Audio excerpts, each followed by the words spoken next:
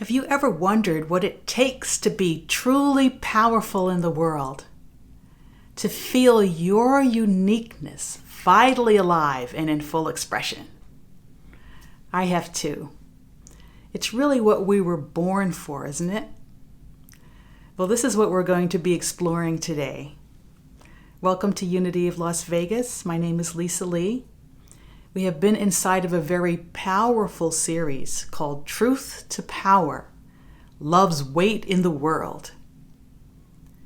For those of us who are light workers, those of us who have come here to really bring light to the planet, being powerful in the world is essential.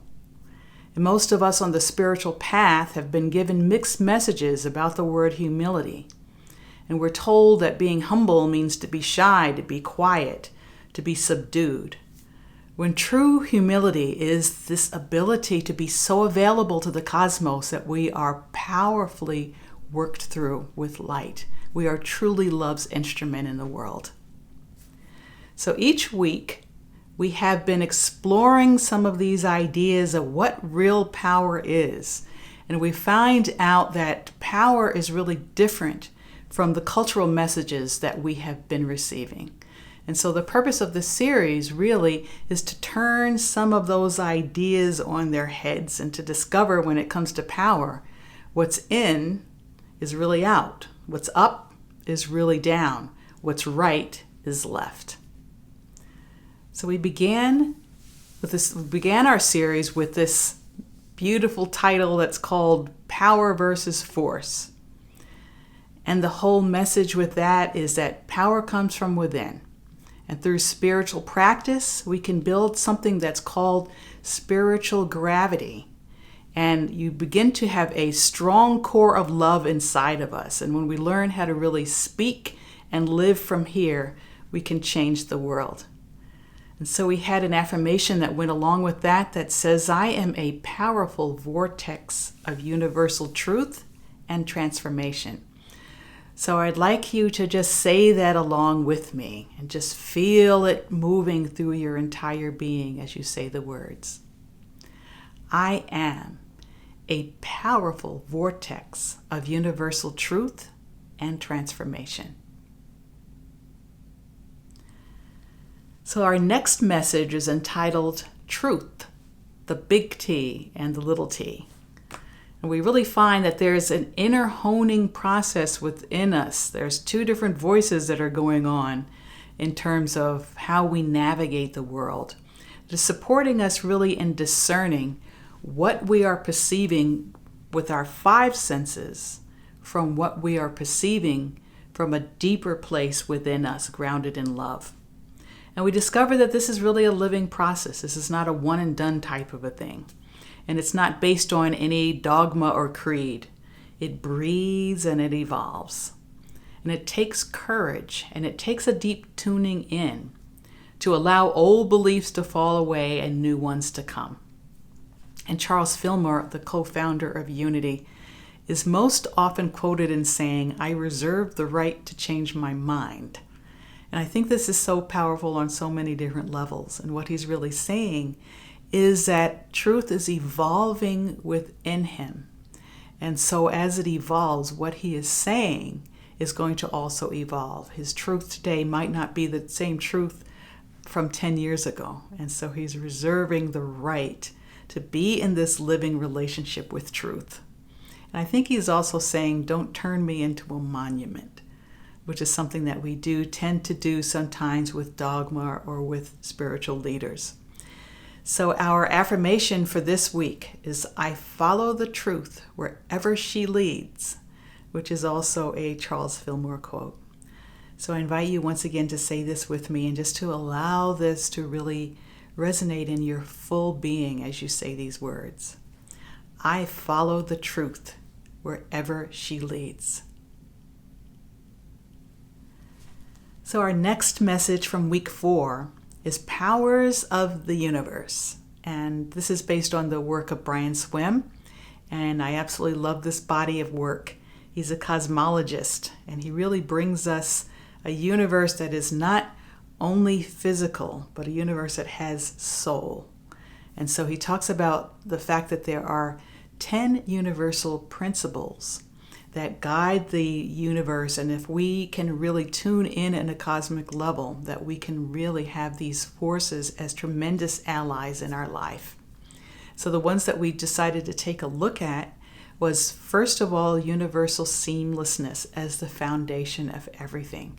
That there is a connectivity that we can tap into, where we have this demonstration of one electron speaking to an electron on the other side of the universe, which shows that there's some type of a field here that connects everything and everyone, and that is a very powerful foundation to live from.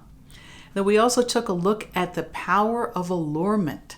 At the physical level, we can say it's the power of gravity, but this allurement, based on the soul of the universe, is the law of attraction, and it is how we bring everything into our lives, all the people, all the circumstances, all of our abundance, all of these, the blessings in our lives come to us through this power of allurement. And there is a way that we can really align with this power so that we can consciously participate in it. So our affirmation for that week is, I am in seamless connection with the heart of the universe. So once again, I invite you just to take a deep breath and allow these words as you're saying them to flow through your whole being. I am in seamless connection with the heart of the universe. So our next one in week 4 was entitled, Here I Am, Fully Incarnated Availability, which is really about the power of presence, of being fully present. Very often we're more familiar with being present physically. And in school, many of us are used to sitting down with our teachers in grade school and having her call the roll, and each of us saying present, which means that you're here physically. So this is a presence that really acknowledges that full presence is being mind, body, and spirit fully present. And we talk about this in terms of availability, that when you're present fully, you are completely available to all of the resources and all the blessings that are all around you, just ready to bless your life in amazing ways. And you're also available to be used by the universe in very specific ways on behalf of how love wants to incarnate in this world. So our affirmation for this week was, Here I am, fully incarnated availability, which is the same thing as the title. So I invite you again to say this with me and just allow these words to just resonate through your whole being. Here I am, fully incarnated availability. So this week, which is week 5 of the series, is entitled Sacred Synergy, Withnessing, the Inner Outer. And so I invite you, this is week 5. There will be one more, which Jim will be doing, called Holy Boldness in Action. So I invite you to take a look at that coming next week. Holy boldness in action is really what we are when we are really embracing every one of these powers the way that we're speaking out them. So today we're going to be taking a look at synergy. And it's really the potency of living in a relational universe. Now, I could have, of course, called this particular lesson the power of community, but that would have been boring. Plus, this gives us an opportunity to really look at each of these words and break them down. So I would like to begin first just by sharing what really inspires me so much about this topic of synergy.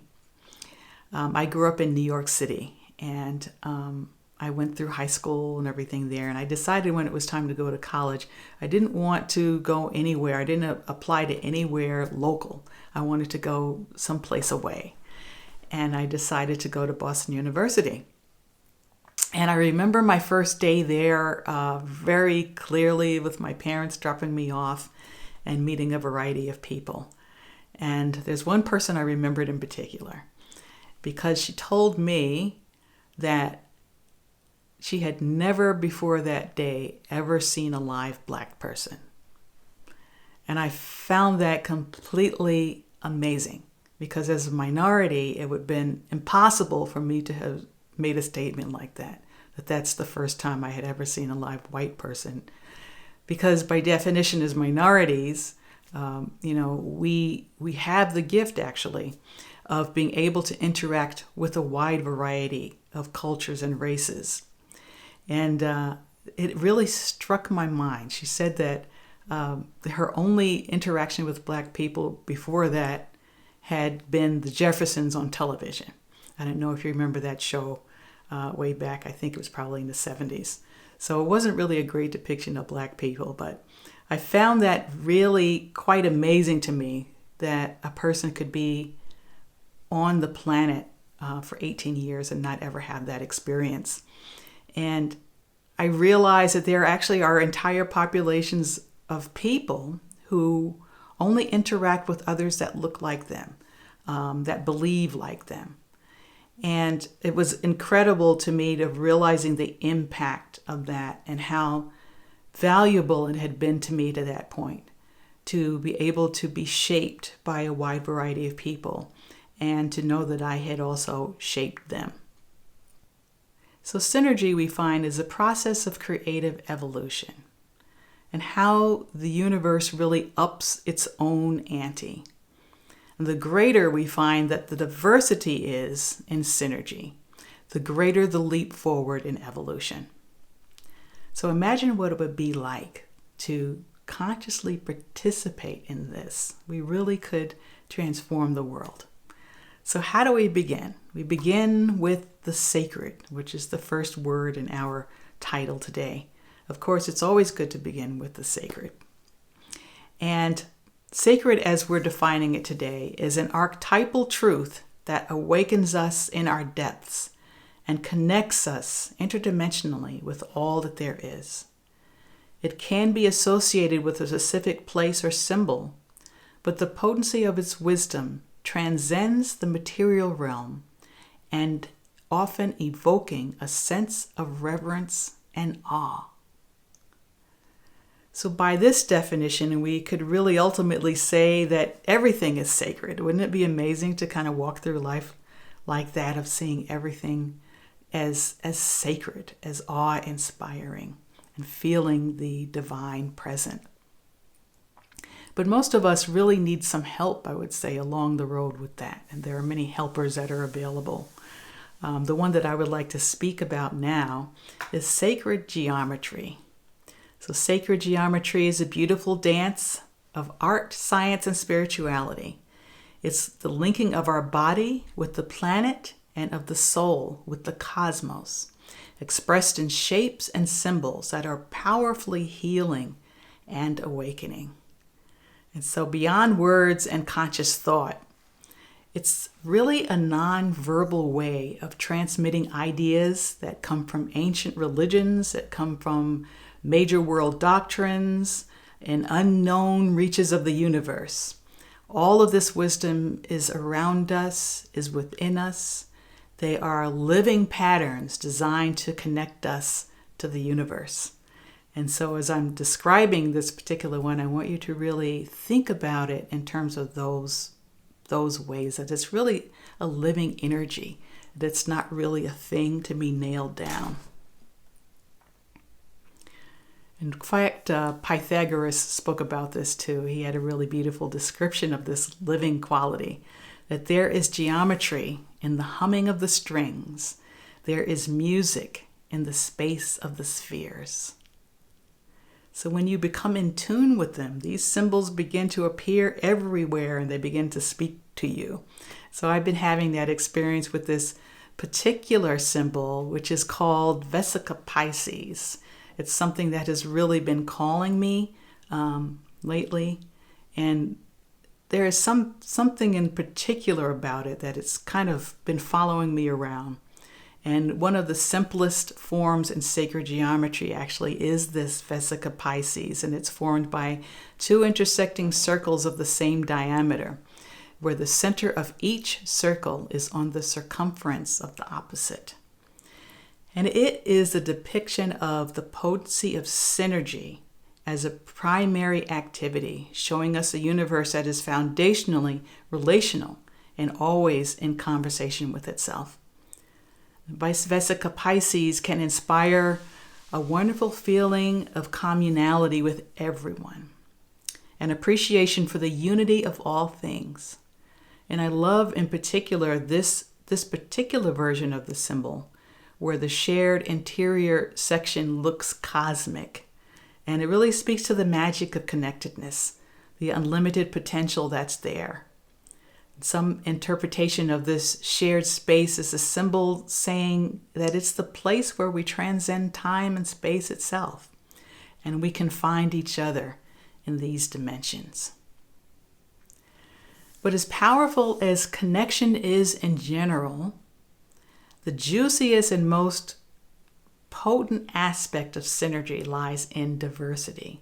The greater the difference between the entities that are coming together, the greater the leap forward is in evolution. So looking at the example of hydrogen and oxygen coming together, the product is water, but it's not even predictable by either of the parents. You could look at hydrogen and you could look at oxygen, and no way would you be able to imagine that they could produce something like water. So synergy is the process of creative evolution itself. On an evolutionary scale, there really is kind of a honing process that has been a vital part of the development of our magnificence as humans. So most of us are familiar with the work of Charles Darwin in his book, The Origin of Species.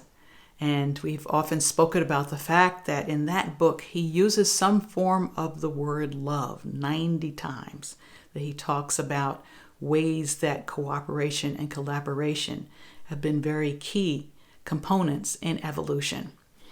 And what we often have kind of looked at in a negative way is the whole survival of the fittest. And I actually believe that some other term needs to be used for that, because it's not really me against you, but there is a honing process that has been a part of evolution to really help us to move forward and continue to unravel or unveil our next level of excellence. So I love Brian Swimme, as he does a really beautiful job of bringing science and spirituality together to present us a universe, as we said, that has soul. It's not just random material objects that are together. So in this context, he shares the image of a bird of prey in pursuit of a small land creature, and how over the course of thousands of years, the bird developed keen eyesight, and the land creature was able to develop great speed because the survival of their species really depended on it. In a sense, they really needed each other for this. So at a human level, the ego, of course, is not naturally disposed to synergy. The ego has a tendency to want us to play safe, to stay with like-minded people. There's an idea that that's safer, stay with people that look like us, that talk like us, that think like us. And in fact, the study of anthropology shows that the first human communities were created from the draw to be with others that were like themselves, that have similar traits in some way or another. And overall, you may find within yourself that conflict is kind of something that we try to avoid. We tend to think in terms of either or. That's what the mind likes to do, rather than both and. And we tend to want to defend our positions. But we notice in today's world, due to technology, whether we like it or not, we are rapidly becoming a global community with radically different cultures and values that are now coming together in ways that they never have before. The future of the planet is really depending on us to develop a different type of skill set, to discover a new kind of wholeness that embraces differentiation, not trying to make everyone similar. And so how in the world might we go about doing that? And so here's where we begin to talk about the inner other. It may appear that this is something happening somewhere out there, something other people need to deal with, or it's coming at us from the outside. But actually, this very profound work occurs within us first and foremost, bringing the awareness to the parts of ourselves first that we tend to judge, that we tend to think of as less than, the parts of ourselves that we call the other. And we call this our inner other. Noticing the ongoing conversation between our egos and our higher selves, the parts of ourselves that have been allowed to grow up never knowing the value of difference, that have been hiding and fearful. And the second aspect of this is withnessing these parts of ourselves. And I really love this word. Withness is a term that I learned from Bayo Akomolafe's work. And it really contrasts witnessing, which tends to occur when we separate ourselves and watch from the outside. So witnessing is more of a deep seeing into and a being with. So it's a way of really embracing these parts of ourselves and allowing them really to be loved by the fullness of our being. Because when we find that we're able to do that with ourselves, now we are ready to do that with others. And we really find that this is the foundation that it takes to transform the world. And so I would like to return to my story with my friend in Boston, who discovered over time, well, first of all, we became really good friends. And she kind of went totally the other way, that she got a black boyfriend, and she went to an all-black church, and she really, kind of really embraced this other quality fully in her heart, and much to the chagrin of her family. And she was really an example of this, of what does it take to really embrace the inner other. So this story really continues to really be alive for me 40 years later, because it's such a great example. And the second thing is withnessing. And I really love this term that I learned from Bayo Akomolafe. And it's really in contrast to witnessing, which is something that we typically do separate and apart, like we're observing from the outside. So witnessing is our ability with this inner other part of ourselves to really embrace these parts that we have been judging for some reason or another, or our ego has told us are bad and wrong. And find that the more that we're able to really do this, now we are ready to embrace the other that we may see outside of us and really begin to transform the world from the inside out. So I'd like to end just to come back to my friend in Boston, who really, we became very good friends over time, and she decided that black people were the best thing since sliced bread, and she had a black boyfriend, and she went to an all-black church. And I really love this story. It continues to be alive for me 40 years down the road, because it's such a good example of embracing the other. It inspires me to remember how powerfully transforming it is for the planet when we choose to align with the evolutionary forces of synergy. So I'd like to leave you now with this quote by Frederick Bruckner. A miracle is when the whole is greater than the sum of its parts. A miracle, it is when 1 + 1 = 1,000. Blessings on your day.